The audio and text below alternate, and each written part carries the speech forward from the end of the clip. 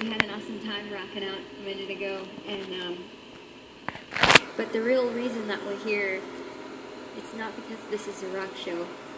And even though that's fun and it's such a relief, because life can be so heavy, and sometimes we just need to rock out and have a good time, and that's such a relief to our souls sometimes. But we met Franklin when I was still in Flyleaf years ago, and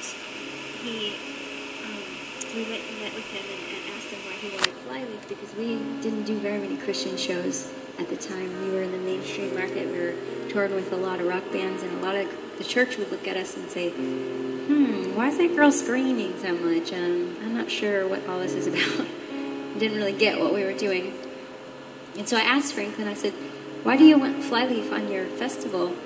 And he said, because the kids who listen to your music are dying without hope, and they don't know that there's a way out.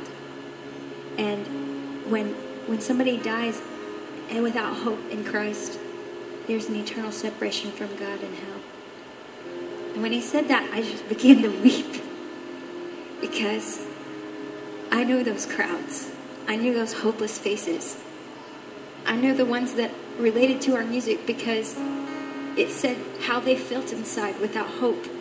And what we wanted most of all when we did music was to bring hope.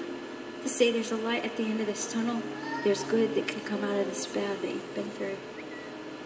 And when I was growing up, my mom talked to me about God. We were in a really struggled financially. She was a single mom. She had 6 children. We had our own set of issues because of just that. But we went through a lot. But she still told me about God, and I watched God provide for us, and I believed. But when I was 10 years old, I had a cousin who was 3 at the time, who was very close to our family, lived in our house, was beaten to death by his stepfather.